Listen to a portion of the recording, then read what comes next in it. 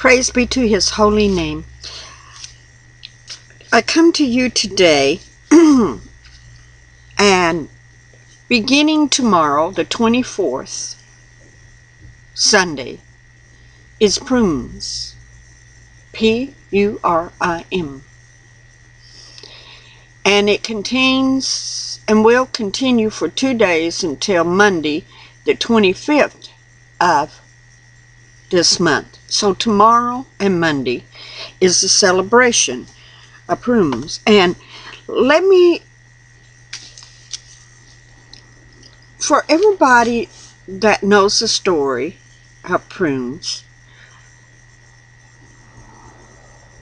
you know that a king in Persia had a banquet, and he had ordered his wife to dance before a drunken group of men, okay?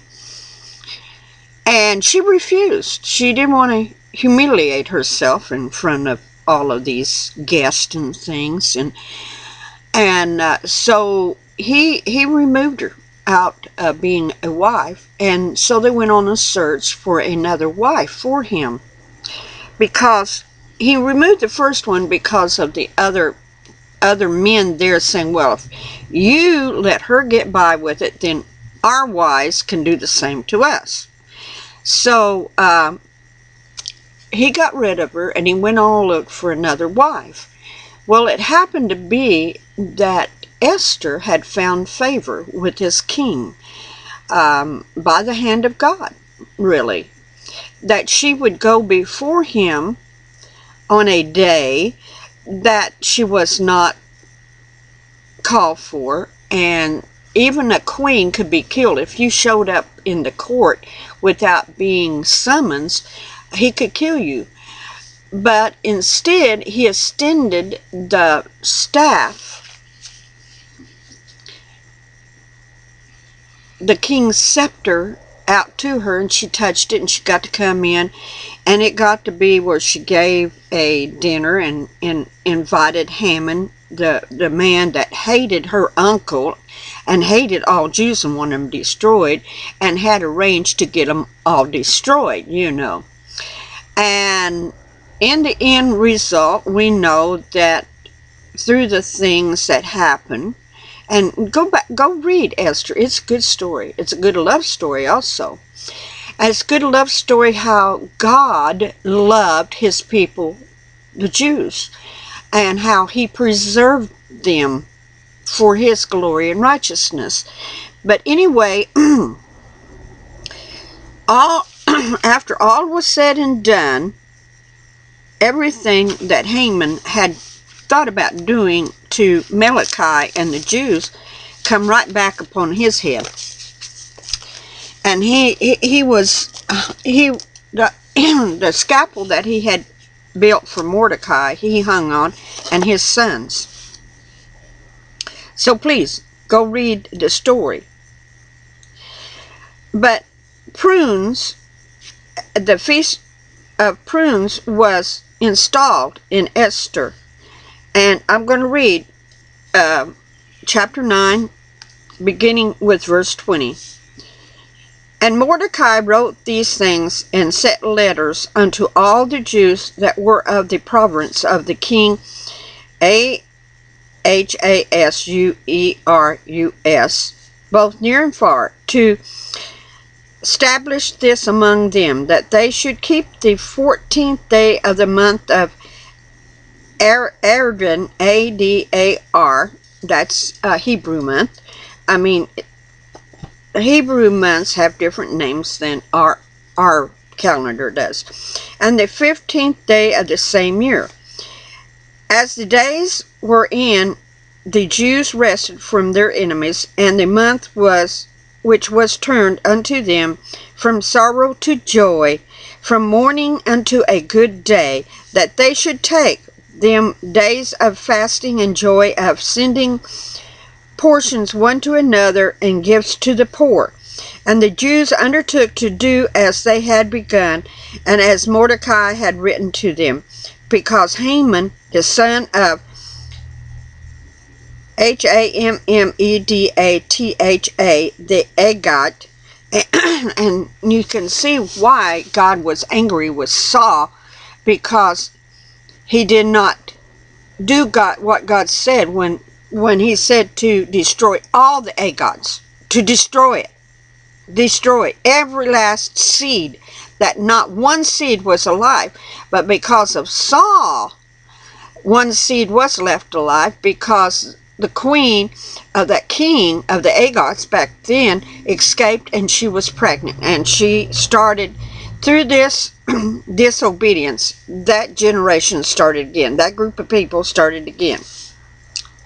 The enemy of the Jews had devised against the Jews to destroy them, and had cast pure, and that is the lot, to consume them and to destroy them. But with Esther came before the king, he commanded by letters that his wicked advisor, which he devised against the Jews, would return upon his own head, and that he and his sons should be hung on the gallows. See, what the enemy devises against God's people will turn back on the enemy's head. This is important for the rest of the teaching I'm going to teach. Wherefore they call this day a Purim, after the name of Purim. Therefore all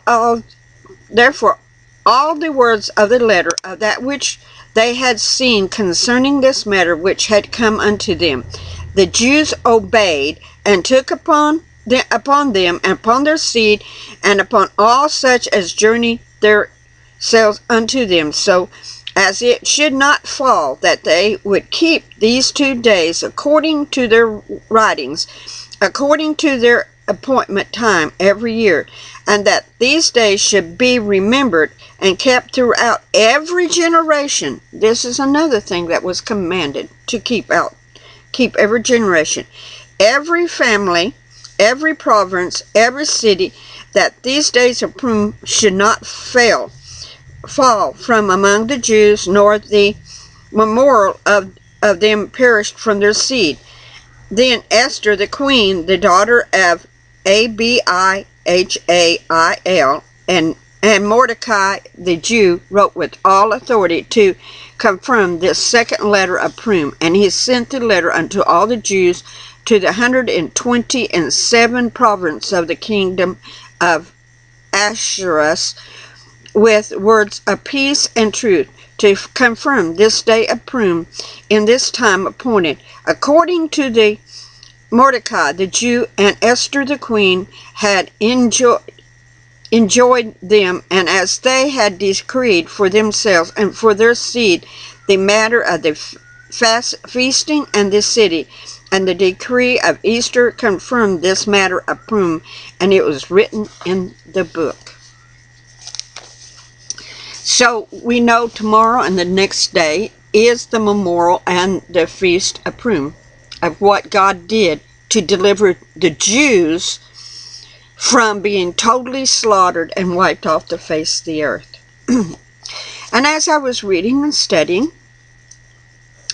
the Lord led me to Matthew 20 and 20. This is very important. We need to understand that what God did for the Jews then, He's going to do for us. So let's read. Verse 20. Then came to him the mother of Zebedee, children with her sons, worshiping him, and desired a certain thing of him. And he said unto her, What wilt thou? And she said unto him, Grant these my 2 sons may set the one on the right hand, and the other on the left, in thy kingdom. So she was wanting certain privileges for her sons. But Jesus answered and said, Ye know not what ye ask. Are ye able to drink of the cup that I shall drink of, and to be baptized with the baptism that I am to baptize with? Thy saith unto him, We are able. Now he was talking about the cup, Mark 14:36. It tells how Yeshua had desired for this cup to pass for him. Let me go over and read it real quick. Mark. No. Mark 14 and 36. It says, see, this is Jesus in agony in Gethsemane, and he said, Abba, Father, all things are possible unto thee. Take away this cup from me. Nevertheless, not that I will, but what thou wilt. So, he was telling them, this cup was so horrifying, so hard to drink, to bear, that, in Mark, he asked for it to be removed, but nevertheless, and so really, in a way, they were not understanding the cup that he was talking of, nor that baptism that he would have to pass through. It is the baptism of fire.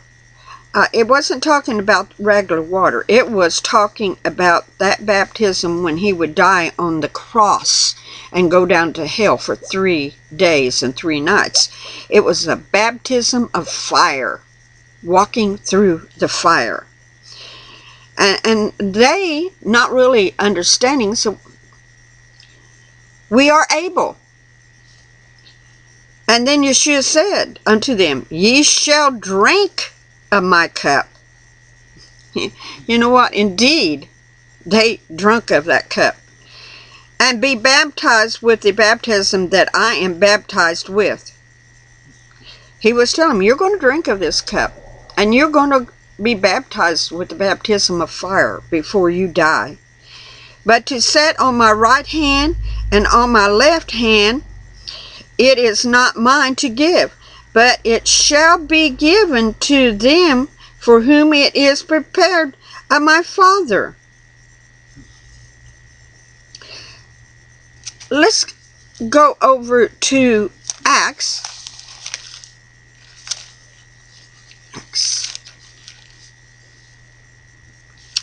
12 and 2. 12 and 2. Acts 12 and 2. Okay? Acts 12 and 2 is talking about how, and now about the time Herod the king stretched forth his hand to vex certain of the church, and he killed James, the brother of John, with his sword. They sure did. They sure did. They had to walk, they had to drink of this cup, and they had to walk through the baptism of fire of death. Let's go over to Acts 8 and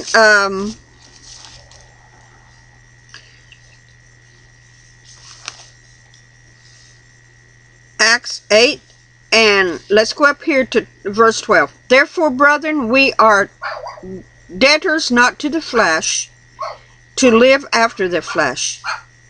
For if ye live after the flesh, ye shall die. But if ye there through the Spirit do mortify the deeds of the body, ye shall live. For as many are led by the Spirit of God, they are the sons of God.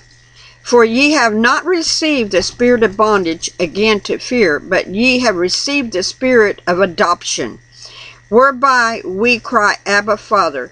The Spirit itself beareth witness with our spirit that we are the children of God. And if children, then heirs, heirs of God and joint heirs with Christ. If so be that we suffer with him, that we, do you get that?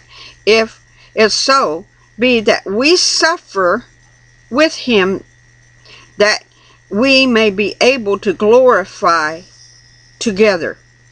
In other words, he's telling even us, them, those two sons, and us, that we are going to have to drink of this cup. and we will have to go through the baptism of fire ourselves. Then it goes on, and when the 10 heard it, they were moved with indignation against the 2 brothers. Well, they got upset, like, well, who do they think they are? You know, we hear that in the church. When somebody comes up with a statement, it's like, who do you think you are? Well, you know, it motivates jealousy within inside the body, and this is not right. But Jesus answered unto them, saying, ye know that the prince of the Gentiles express domain over them, and they that are great exceed authority upon them. You know, even the Gentiles, if you're great and powerful, you'll exceed. They'll give you authority over other people. But it shall not be so among you. The way of the earth and the Gentiles is not the way of God. But whosoever shall be great among you, let him be your minister. And whoever shall be chief among you, let him be your servant. So when we are called ministers, we are to be servants to the people. Servants, like unto Yeshua HaMashiach. When he come here, he become a servant. He didn't come as a king. He didn't come with all power and authority over people to rule and reign over them that first time. He come as a baby to be a servant to mankind, to save, to serve. Even as the Son of Man came not to be ministered unto. See, Yeshua HaMashiach, Jesus Christ, didn't come for us to minister to him, but to minister and to give his life for a ransom for many. So he came to give his life for us. For us. I mean, people don't understand this. Let's go over to John 13. See, we think, so many times we think, oh, we're saved, we're filled with the blood of Yeshua, we're all so righteous, we're all so holy, we have authority over other people, we can rule over them. No. We become ministers, servants, serving at the table, serving to the people out there, just like Yeshua HaMashiach served. He didn't come to be ministered to. He come to minister to us. We were not to minister to him. He was to minister to us. And when we get a proud heart and think that we are called to be a minister or a prophet or evangelist or whatever, we are to serve. We are servants in the likeness of Jesus Christ Yeshua. People are not to minister to us. We are to minister to them, giving them the good word of Yeshua HaMashiach. We are to minister to people, and they are not to minister to us. You know, some ministers will get up there and cry, oh, send in your bucks, oh, do this, oh, do that. You know, wanting the people, the congregation out there to minister to them. No, they've flipped it around. And yes, the congregation, the people out there need to pray for those ministers. Pray diligently for them that God will minister to the ministers and take care of them, meet their needs financially and spiritually, so that they will be able to have the strength physically, mentally, and spiritually to minister to those out there that need to be ministered to. You need to understand this. For this is not a game. This is not a game. Yeshua made it very plain. This is not a game. Okay, let's go over to John, the 13th chapter, and I'm going to read at the first verse because Passover is now upon us. The 26th is the beginning of Passover. 13. Now before the feast of Passover, when Jesus knew that his hour was come, that he should depart out of the world unto the Father, having loved his own which were in the world, he loved them unto the end. And supper being ended, see, they were at the Last Supper. Some people thinks that it was the Passover meal. I don't. I think it was the last meal that Yeshua HaMashiach would eat with his disciples on the night before he would die. Yes, he had them prepare the Passover meal because he knew he wasn't going to be there, that he was going to die on preparation day, and that the place needed to be prepared for ahead of time because they would be in great mourning, that their minds would not be on the Passover as it should be because he would be dead. He would be that sacrificial lamb that would be slain on preparation day, and he knew that his disciples and would not be in the state of mind to do the right preparation and take care of the things they needed to take care of on Passover, because all the leaven had to be out of the houses, and this is why he told them to go prepare the upper room for the Passover.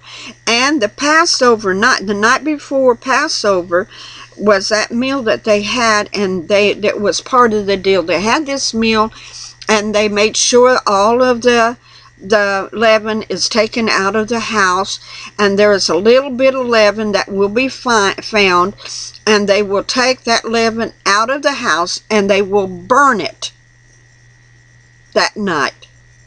This is the Last Supper. I know a lot of people won't agree, but that's all right. I'm not even going to argue or debate with you on it. This is what God has showed me, that this was the Last Supper, that last meal, that all the leaven had to be taken out of the house, and that it would be burned. And this was the meal they were eating, because you need to study on Passover. And that Last Supper before the Passover meal was the total cleansing of the house. Look at what he did on this supper, Last Supper being ended. The devil having now put into the heart of Judas Iscariot, Simon's son, to betray him. See, Judas was that last piece of last piece of leavened bread that had to be swept out of the house that night on this ceremonial Last Supper. That this piece of leaven that Jews will see it today on that supper will take out the unleavened outside the home. They sweep it with a feather. They take this feather and they go along and sweep the cabinets and stuff, and they sweep it into this paper, and you know, because they leave a little leaven there for this ceremony, and they take it outside the door and they burn it. Judas could have not been at the Passover meal because he was leaven in the body, in the disciples. He was that leaven that was forbidden at Passover and had to be removed. Let's go on, read it. Jesus, knowing that the Father had given all things into his hand, and that he was come from God and went to God, he raised from the supper and laid aside his garments and took a towel and girded himself. And after that he poured water unto a basin and began to wash the disciples' feet and to wipe them with the towel wherein he was girded. Then came he to Simon Peter And Peter said unto him, Lord, dost thou wash my feet? And Jesus answered and said unto him, What I do thou knowest not now, but thou shalt know hereafter. Peter said unto him, Thou shalt never wash my feet. Jesus answered him. You know, what does it say? And before I continue that very statement, let's go back over here to Ephesians, when you put on the armor of God. And what does it say about the feet? And your feet shod with the preparation of the gospel of peace. So, what he was saying here, he that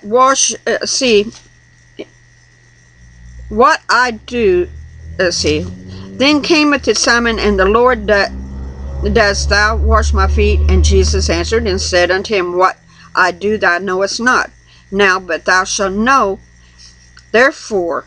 And Peter said unto him, Thou shalt never wash my feet. Jesus answered, If I wash not thou hast no part with me. Those feet at that time had to be washed and prepared for the gospel of peace. That was the final thing that had to be done, that Yeshua had to do, is wash our feet and prepare our feet for the gospel of peace. And Simon Peter saying unto him, Lord, not my feet only, but also my hands and my head. And Jesus said to him, He that is washed needeth not save to wash his feet. So their mind had already been washed. Their hands had already been washed in the very presence of Jesus, Yeshua. So they didn't have to be washed. But the only thing that was left that needed to be washed is the feet, his feet. But it is clear, even what ye are clean, but not all. It was a twofold statement here. He said, your body is washed, but the whole is not prepared. Your feet needs to be washed for the gospel. Also, it's speaking about Judas sitting over there. Judas, that was unclean, from the top of his head to the soles of his feet. He had not been cleaned.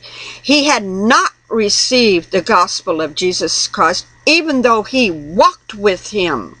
He dwelt with him. He is the example of those that sit in the body of Christ, unclean, that are not washed. They sit in there in judgment, always coming up against the righteousness of Jesus Christ. Remember, Judas always was getting on to Jesus whenever the anointment was broke. Well, why did you do that? I mean, that could have been sold and gave to the poor, whereas he was stealing himself from the treasure. And Jesus knew that, and he rebuked him. For he knew who would betray him. Therefore he said, Ye are not all clean. Wow. So after he washed their feet and took his garment and was set down again, he said unto them, Know ye not what I have done to you? Ye call me Master and Lord, and ye say, Well, for so am I. He said, I am your Master, I am your Lord. If then your Lord and Master have washed your feet, ye also ought to wash one another's feet. We are ministers of God. We are in Christ Yeshua. And when we are called a minister, we need to become humble and wash the feet of the body of Christ out there. Cleaning their feet so they can be shod with the gospel of peace. This is important. The gospel of peace. For I have given you an example that you should do as I have done to you. Verily, verily, I say unto you, the servant is not greater than his Lord, neither he that is sent greater than he that sent him. If ye knew these things happen, are ye if ye do them? I speak not of you all. I know whom I have chosen. And he knows who he has chosen today. He has chosen us all, but he knows that the tares are in there. He knows the tares are amongst the wheat. But that the scriptures may be fulfilled, they are here. These evil ones are here, sitting amongst the congregation today. For the scriptures that has been prophesied for the end days, for our time and our generation, should be fulfilled. And, really, it's all about the scriptures, the prophecies of old, being fulfilled. He that eateth bread with me hath lifted up his heel against me. Now I tell you before it came, that when it is come to pass, ye may believe that I am he. Verily, verily, I say unto you, he that receiveth whomsoever I send receiveth me. He that receiveth me not receiveth him that sent. Him that receiveth me receiveth him that sent me. But we know at this time, the final piece of unleavened bread was cast out. When Yeshua had dipped in the cup with a Judas, and he looked at him and he says, go do whatever you have to do. It's your time. Go. And the minute that unleavened bread was picked up, taken outside and cast outside to be burned, Satan himself entered into Judas to go betray Christ. That he would come with the soldiers in the Garden of Gethsemane. You need to understand this. This is very important. The Last Supper was getting rid of the very last particles of the unleavened bread that had been in that group all this time. The rest of them, the leavened bread out. I'm sorry. Father, let my mouth slow down and my brain so I will speak the right words. It was time to cast out the leavened bread from among the unleavened bread. All the disciples, the apostles that were sitting there at this supper that night, and which was not Passover, all the people that was sitting there, there was still one morsel of leavened bread of the flesh sitting amongst them. At that time, Judas had to be cast out. That leavened bread had to be taken outside the house and burned. That's when Satan entered into Judas. When he went outside the house, Satan entered in, because he was the leavened bread that, if were permitted to stay amongst the disciples, would have polluted the disciples, would have polluted the gospel of Yeshua HaMashiach, and he had to be taken out because he was the leavened bread. Yeshua knew it. He said he knew it. He knew who he was. He knew that he had chose a piece of leavened bread that would walk with him, that would talk with him, that would see all the things that he did. He knew without a shadow of a doubt. But yet that night of the Last Supper, Jesus Christ, Yeshua himself, sent away that leavened bread to be cast out into eternal darkness. When he walked out the door, he was burned because Satan entered in. And he knew that when he was arrested, that Judas would hang and kill himself that night. The night that That night, that night, the leaven had to be taken out of the household of God and had to be destroyed before his death on the cross, because he was the Lamb of God. And when those heart-sick disciples sat at the table that had already been prepared for them ahead of time and partake of the feast of Passover and the unleavened bread, he knew that leaven, that man that represented the leavening in the body, would be cast out, would betray him, and then would die, hang, and fall off the cliff, and his bowels gashed asunder on that night of the destruction of the leavening in the household. This is important to understand. Let's go to Luke, because we are in a time that we need to get the leaven out of our bodies, out of this temple. Just like Yeshua cast out Judas, that leavened piece of bread, that last piece, that when he is like he was taking the feather and pushing him over onto the piece of paper to be burned. To be burned.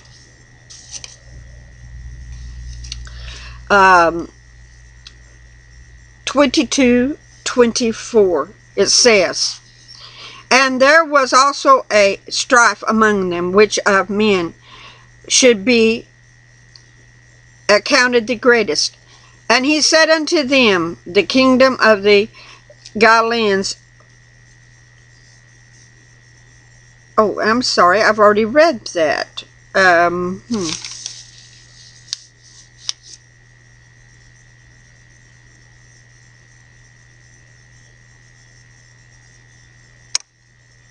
Let me go ahead and read it. Yes, the Father says, read it. "The kingdom of the Gentiles express lordship over them that are exercised authority upon them that are called benefactors. But ye shall not be so, but he that is great among you, let him as the younger, and he that is chief as he that doth serve. For whether it is greater, he that sitteth at meat, or he that serveth, is not he that sitteth at meat? But I am among you as he that serveth." See, Yeshua was really the greatest, but he came down as a servant. So he is the servant. Let's go on. "Ye are thou which hath continued with me in my temptation. And I appointed unto you a kingdom, as my Father hath appointed unto me, that ye may eat and drink at my table in the kingdom, and sit on thrones and judge the 12 tribes of Israel." Okay, he was telling them specifically that they were appointed. It says, I appointed to you a kingdom, as my Father hath appointed unto me, that ye may eat and drink at my table in my kingdom, and sit on thrones, judging the 12 tribes of Israel.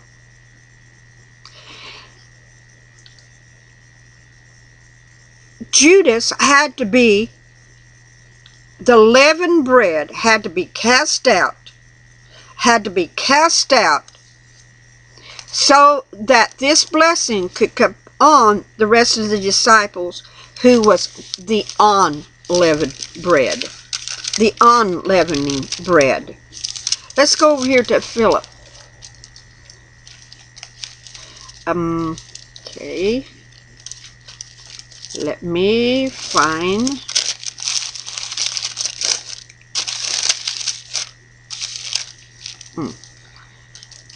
a little farther over here. Philip. Okay. Philippians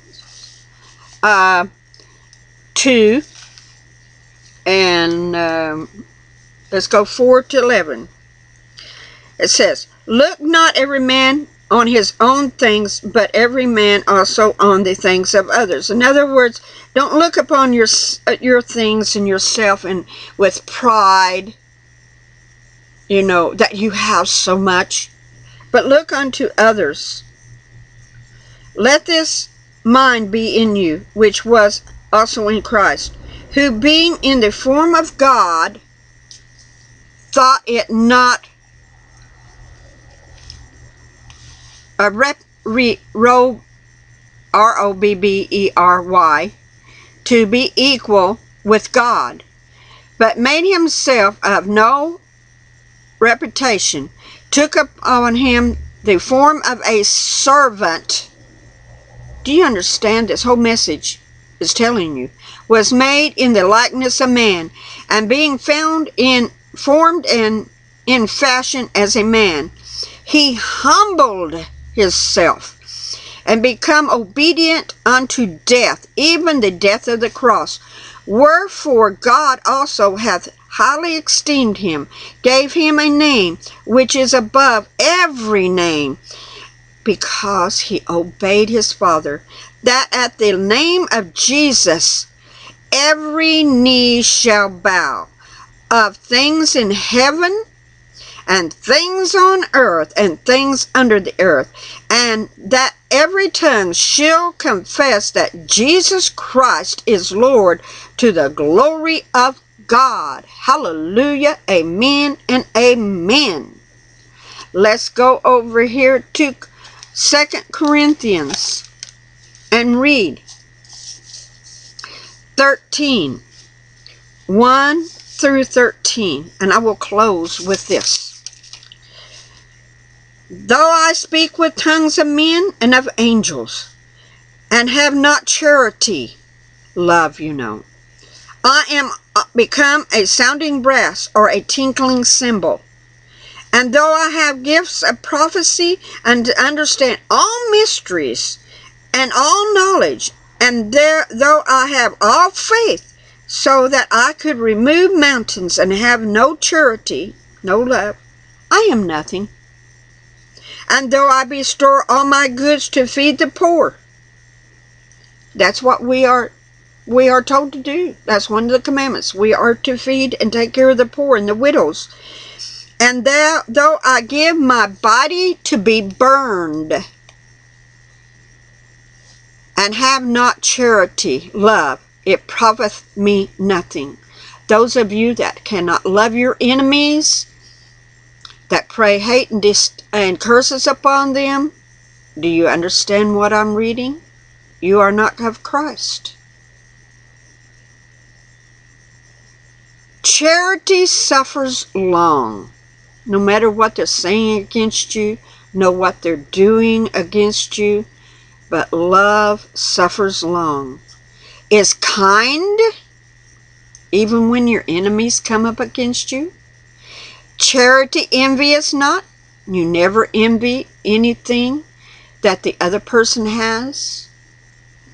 Charity vaunteth, V-A-U-N-T-E-T-H, not, is not puffed up.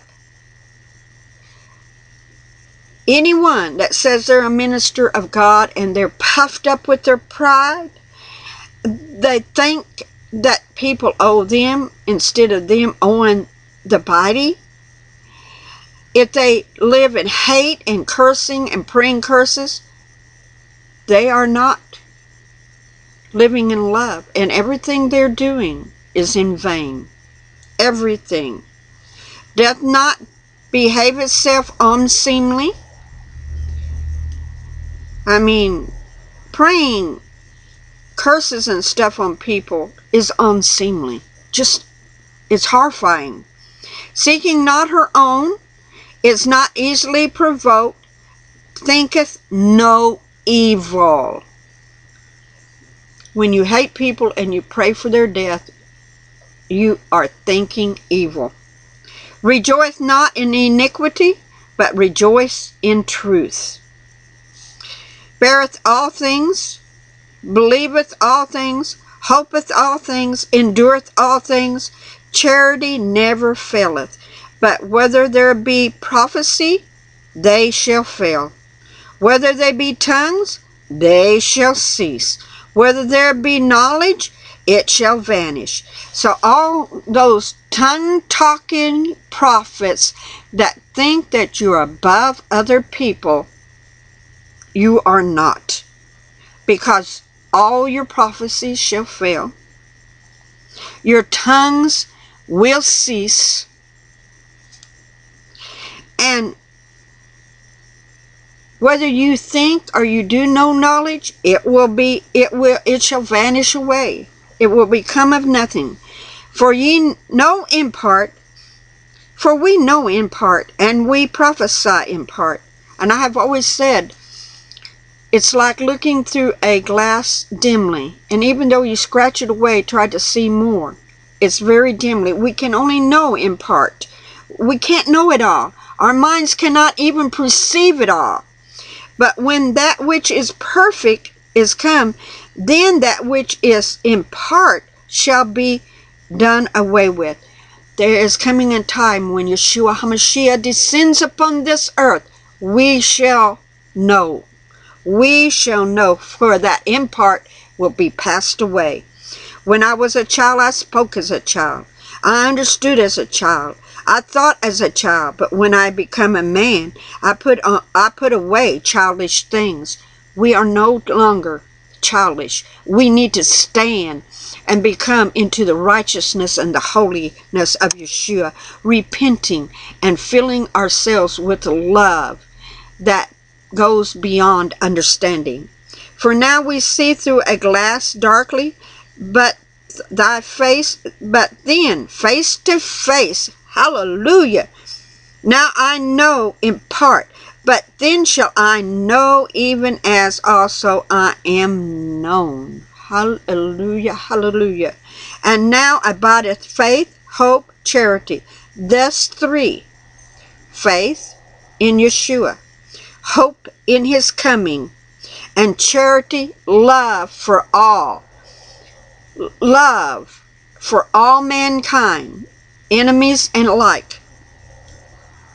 That's three. But the greatest of these is charity, love. Love, putting forth the love. So tomorrow and the day next day is prunes. The saving of the Jews. Then the 26th we will see Passover come.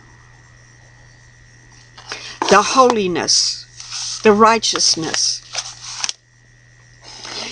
And it is time to cast out the the leavened bread that is in our hearts. The anger, the hate, the bitterness, the pride, the selfishness, the sexual desires of flesh. Everything that is not of God, we need to remove that leavening from our life. Just like Yeshua on that night of the Last Supper removed the leaven in the body when he dismissed Judas, cast him out, and Judas would burn that night and die. We are to prepare ourselves for that Passover night that is coming. That is coming. That Passover night when our beloved Yeshua HaMashiach had already given his life for us. That he was already in the ground, buried. Because they had to bury him quickly. They had to take him off the cross. They had to get him quickly into the ground. And the other ones, the other two thieves, quickly, because of the Jewish festival of Passover. There could not be anyone hanging on the cross at that time. So as the Passover meal, the meal of unleavened bread was going on that night, Yeshua was in the ground. In the ground. in hell, taking away the keys from Satan to set the captive free. But first he had to cast out that leavened bread that was in the body of Christ, because he could no longer be partaker of the Passover meal, because he was the leaven that would pollute the true body of Christ. Father, in the name of Yeshua, let us remember and rejoice on Sunday and Monday about the prunes that you so loved the Jews. You protected them, and that you sent a little girl that would be married to a mighty king, and that through her actions and her obedience saved her people's lives. Let us remember today that we are like Esther, that we are sent here on this earth on these last days, that we shall live for him and rejoicing, putting out all the leaven out of the body of Christ, putting it out just like Yeshua did that night when he told Judas to leave, to go, do whatever you got to do, leave. And the minute that he walked out the door, that leavened bread was consumed by Satan, and he would perish and he would die that night. Father, let us cast out everything that's not like you, all the leaven that would pollute your body. Let us cast it out and be determined to, so that we, like Esther, can stand before the mighty king, even knowing that it could be death upon us, but that the king held out that staff, that scepter to her favor, as God the Father, Yahweh himself, on Passover night extends that scepter to us, that we can touch it and find favor in his eyes, in your eyes, Father, in your eyes, and in the eyes of Yeshua, the one who died for us all. Let us rejoice in you on this Sabbath day. Let the true meaning of unleavened bread and how the obedience of Esther saved her people, and by us casting out the leaven in our lives, that leavened bread that pollutes, destroys, and rises up like yeast in the bread, rises up and makes it bigger, a sin in our lives. Let us cast it out and become pieces of unleavened bread, that we can stand before the Father, and that he will stretch out the scepter of Yeshua HaMashiach to us, that we can touch him. That we can touch him, Father. We can touch him on Passover, gaining much favor and doing it all in love and charity. Forgive our enemies. Forgive them.